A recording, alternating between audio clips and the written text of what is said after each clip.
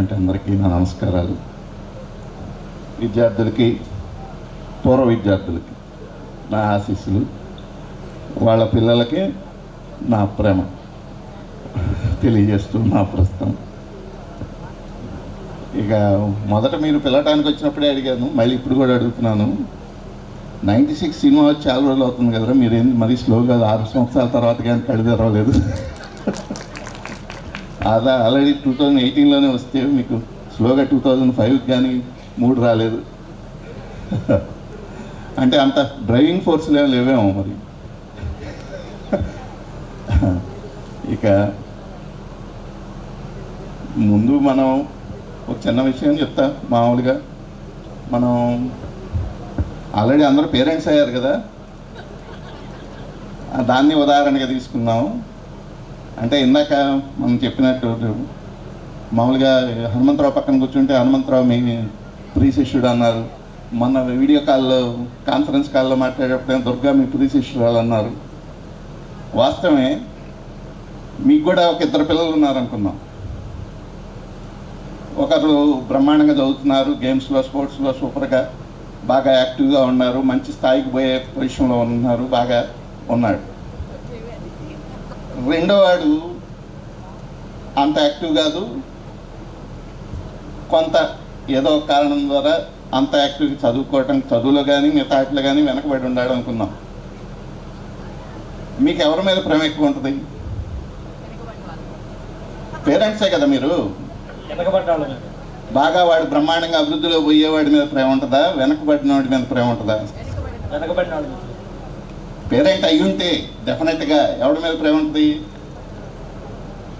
అట్లాని ముందు పోయేవాడిని ఏమైనా ఆపుతామా? వాడిని ఏమి బ్రేక్ లేయం కదా. వాడికి కావాల్సిన ప్రోత్సాహం వాడికి ఇస్తాం. కానీ మన మైండ్, మన దృష్టి, మన మొత్తం ఏడుంటుంది? వెనకబడిన వాళ్ళ మీదే ఉంటుంది. మా ప్రేమ కూడా అంతే. నేను ఒక్కడిని కాదు, మా ప్రేమ కూడా అంతే. ఒక క్లాస్లో పోయినాక గేమ్స్లో, చదువులో ముందున్న వాళ్ళని ప్రోత్సహిస్తాం, వాళ్ళకి వేయాల్సిన మేత వాళ్ళకి వేస్తాం. కానీ ఫోకస్ మొత్తం ఆ వెనకబడిన వాళ్ళ మీదే ఉంటుంది. మరి ఆ లెక్కన మీరందరూ 130 మంది, నెంబర్ చెప్పలేదు ఎవరు? 140. 140 మాకు ప్రీ శిష్యులే.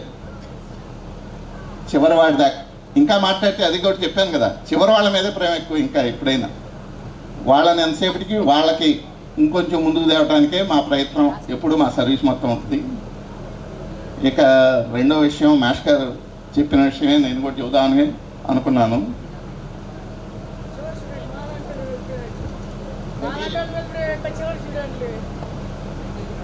చివరి స్టూడెంట్లు మేము అలాంటి ప్రేమ ఎక్కువ అంటున్నాం. అవును, అది అందరూ ఈక్వల్. మాకు వాళ్ళకి వేయాల్సిన మేత వాళ్ళకి వేస్తాం. మీ విషయం అమ్మా, మాస్టర్ గారు టచ్ చేశారు, సుబ్బయ్య మాస్టర్ గారు.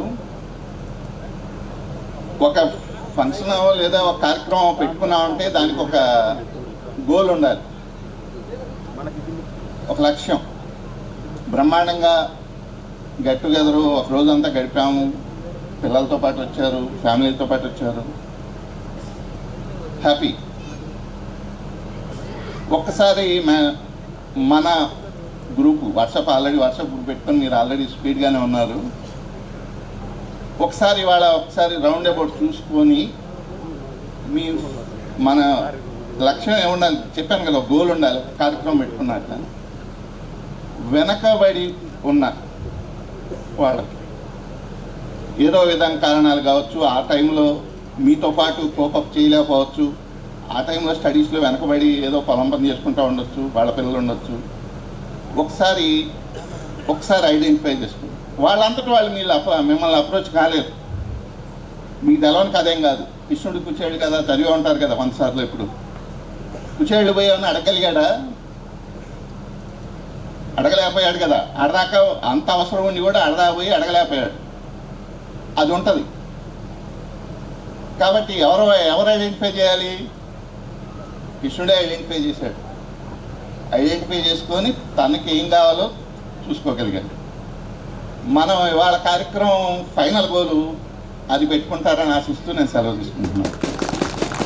That is true.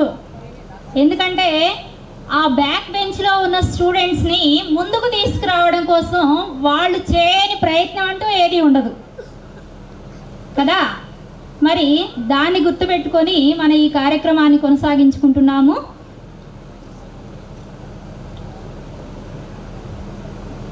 తదుపరి మనకి చదువు చెప్పినటువంటి ఉపాధ్యాయులందరినీ కూడా సత్కరించుకునేటటువంటి అవకాశం మనకి లభించడం అనేది పూర్వజన్మ సుకృతం అనే చెప్పుకోవాలి.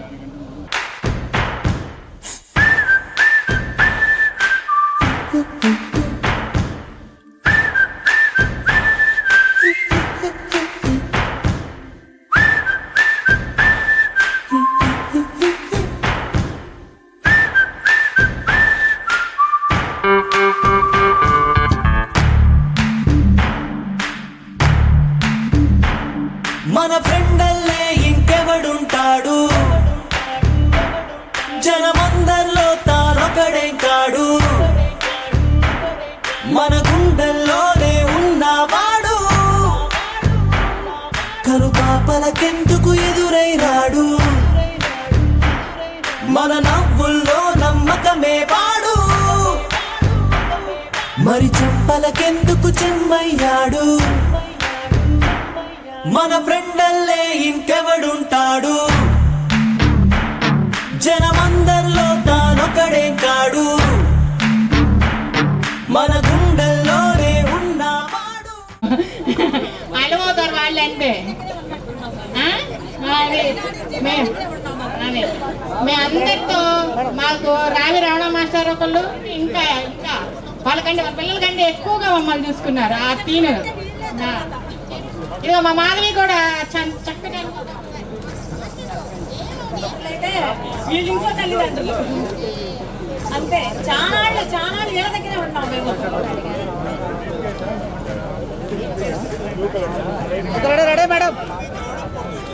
తదుపరి మా గోవింద్ సార్ గారిని సతీ సమేతంగా వేదిక మీద